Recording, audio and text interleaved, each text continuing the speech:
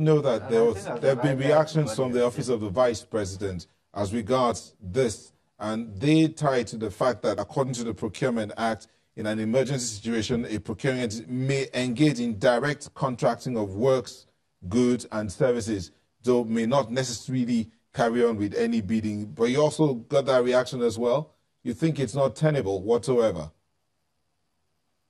Yeah. Is that what the law provides for? That's on the Procurement Act. That's what the law provides. That's on the Procurement Act. Yes? Yes, in an emergency. Okay. Emergency situation does not say that you should not follow due process. Does the emergency situation say you should not follow due process? I read something from the Procurement Act. Mr. Ologbodiyan. Let me read it out again. Section 43(2) says, in an emergency situation, the entity may engage in direct contracting of goods, works, and services. And according to the letter from the Office of the Vice President, NEMA handled this matter directly. So do you think that process was not right as well? Nota, is there a provision from what you have read that said NEMA should do direct purchase without following due process? There is no provision like that. So, and that is the position of the House of Rep. And we must agree with them. Because they are representing us. They have discovered that this process was not duly followed. This process was a violation of regulations.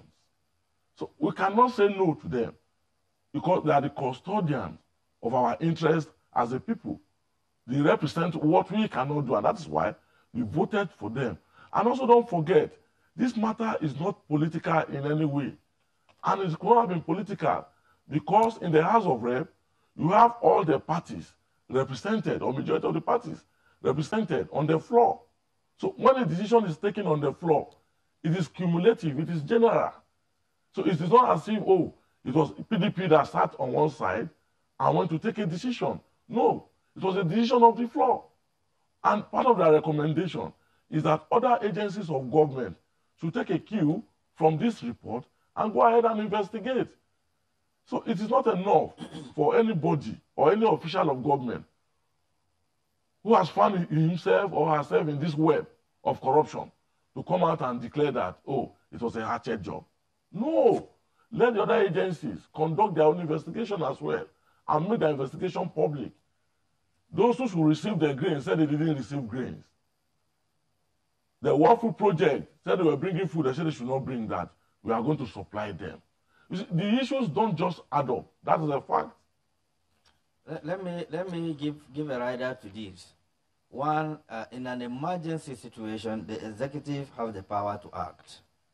And if the executive have acted, the natural process is to transmit what they have acted to the relevant institutions that matters to avoid curiosity, accusations, and so on and so forth. Every executive in an emergency situation has the power to act. But after acting, the processes of transmitting how they acted also ought to have been followed in order not to create the gap. What created this gap, perhaps, there was no transmission of why they acted within the time they acted and the need that pressured them to act. So after they have acted, they ought to have transmitted this. I'm sure if they have done that within the due process, this wouldn't have come up because the National Assembly would have sufficient information on why they acted, or NEMA ought to have supplied the National Assembly most of this information they would have needed. But in terms of whether the executive have the power to act, they have the power to act in an emergency situation, but also deal with it after acting.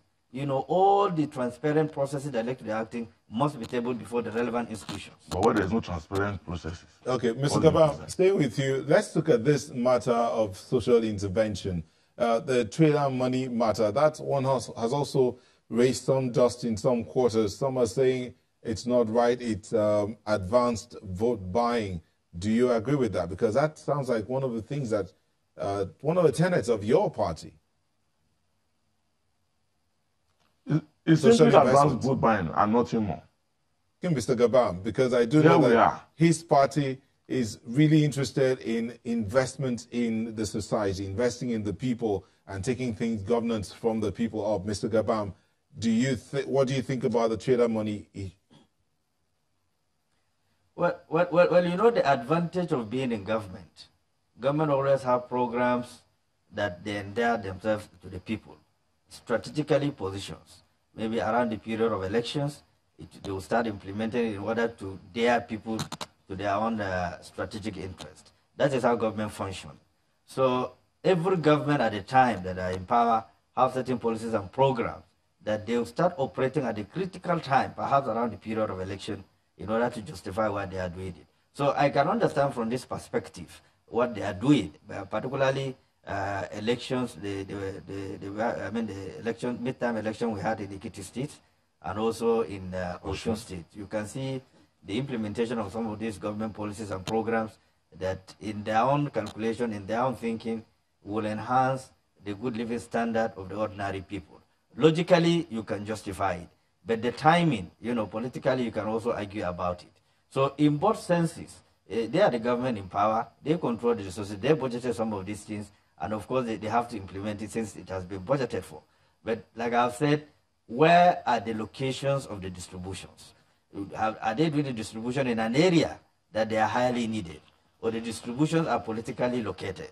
Now, if they are politically located, then the political interpretation comes in to the disadvantage of perhaps the other party that doesn't have the prerequisite resources or materials to endear people to their own also come. So it's peri passu of all these things that we are talking about as a nation, unless we stop doing things that we personalize, we do it in the overall national interest to take away the biting poverty of the citizenry that have reduced us to a mere begging society.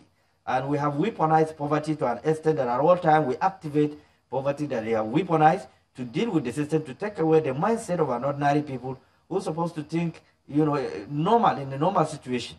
But because the poverty have been weaponized, they think always abnormal. And you have the leverage of turning them in a way and a manner that is not justifiable due to the poverty situation. The economy is extremely very bad. And therefore, whatever you leverage on to woo people, naturally they will come. There are people that cannot afford a daily meal just once a day. So anything that will give them that daily meal, they will go for it. And you subjected their hunger to their own doctrine, to their own conditions. So these are understandable processes, which is not nationalistic, which is not patriotic in an outlook and in an operation. So I believe strongly that government should have policy that devoid of political issues, that was deliberately designed to leverage and to uplift the living standard of Nigerians generally, irrespective of party affiliation. So I disagree with somehow the political content of the distribution, the location, vis-a-vis seeing the fact that election is happening around a particular zone. So you move your arsenals to ensure that you get a sympathy around those areas because you have weaponized poverty nationwide. Okay, Mr. Ologbodiyan, we will take a quick break. When we come back, you'll tell us if there should be a fixed time when anybody in society can be assisted or when someone's life can be made better. Should there be a fixed time for that? But we'll do that when we come back from this break.